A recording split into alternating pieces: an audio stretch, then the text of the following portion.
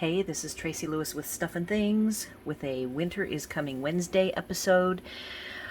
I am going to be traveling this summer, so I'm trying to get some Winter is Coming Wednesday episodes done ahead of time. This is the June episode. We are leaving the day it will drop, and so it feels weird to be doing it so far in advance. It's like a couple weeks in advance. So we are in the first week of June. And Libby and I did this project together on a crafting day, and I saw this pin, so this pin will be put up on my blog.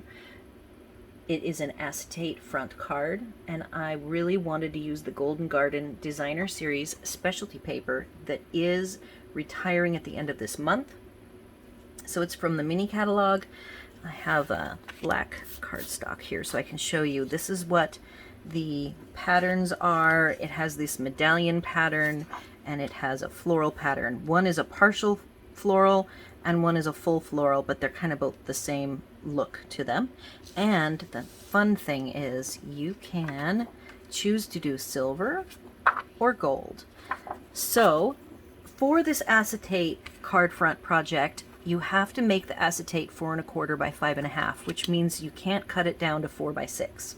So I created the 4 1/4 by 6, which is a little bit, you get this 1/2 inch overhang, which is there for a reason, which I will demo in a minute.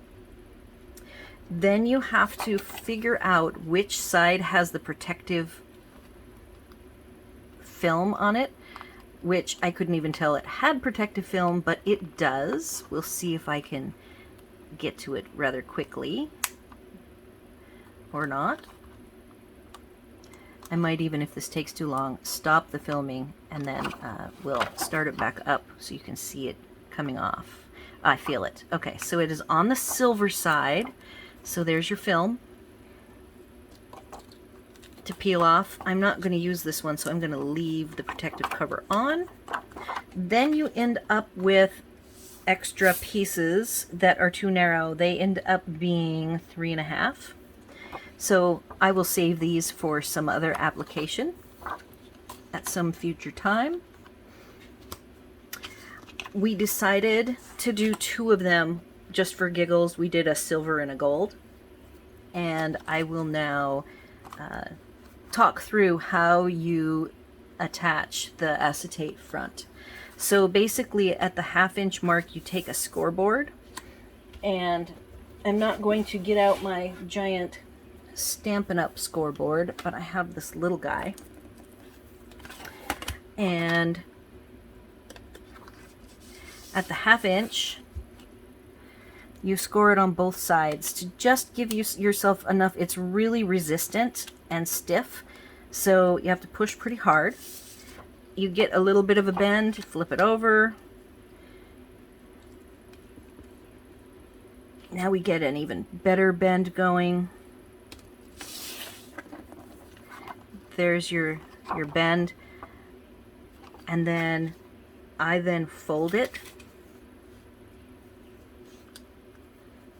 and use the bone folder.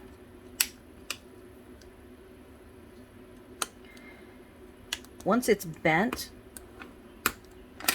like this, it is ready to get assembled into the basic card shape that you want. So you take, in my case, you'll see that mine are 1 layer of cardstock solid color and then a layer of DSP. But you could take 2 full-size pieces. You are going to take your acetate and sandwich it in between. You will use tear and tape. And once you get your tear and tape and you apply both layers, then your card, this is then the front of the card, and these 2 pieces adhered together with the acetate adhered with tear and tape at the top are the back of your card. So that's how the assembly works.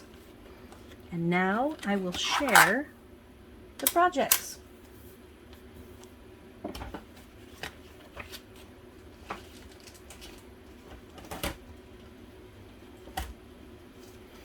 These are not quite finished yet.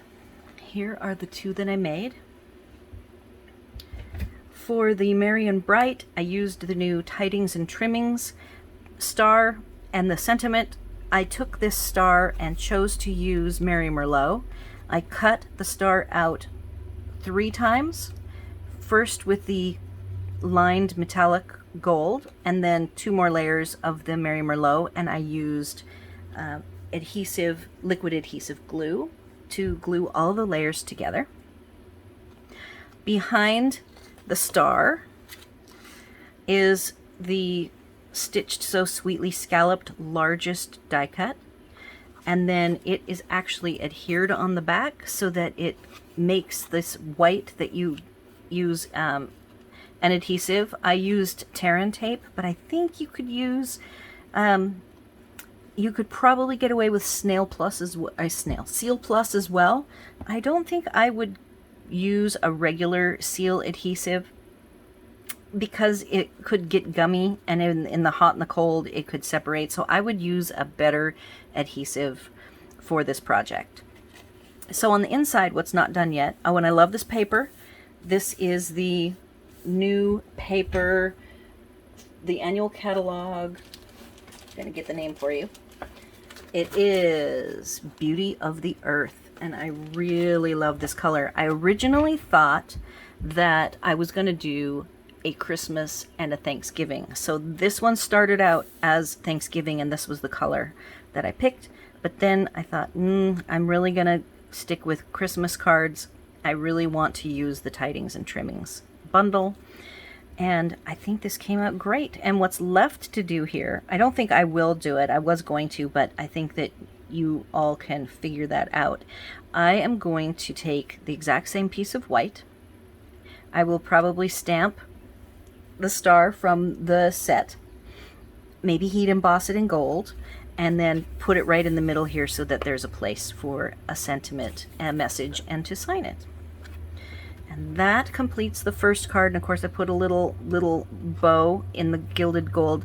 You could also use a little line of gold to make this appear like an ornament if you wanted in some way. And I didn't, this is really a very 3D type of a trim. I think it would work best if you used a flat trim to make it whatever your die cut image. You could do the stockings, for instance, and you could make it look like an ornament if you wanted, if you just added a thin line of trim of some variety. So that is how cool this card comes out. The back looks good. I just really like this card. Libby mentioned when we were doing this that she thought, I'm not going to make these for Christmas cards.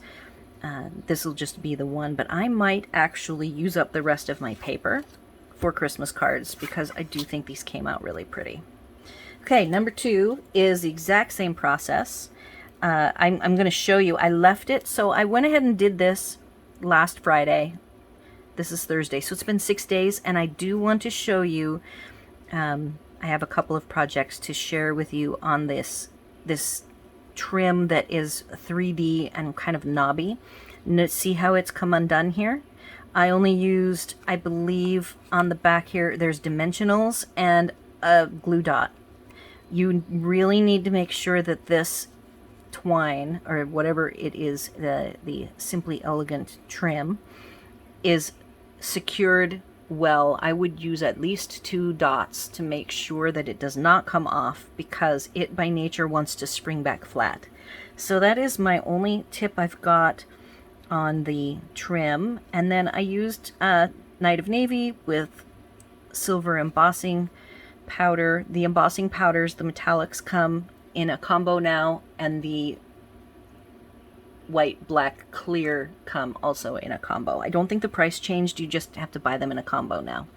So again, on the inside I used the same DSP, Beauty of the Earth, and on the inside here I will cut a white piece the size of the front. The purpose for the scalloped is just to give an overlap of the edge, and it kind of gives you a little bit of breathing room in when you place the white on the back.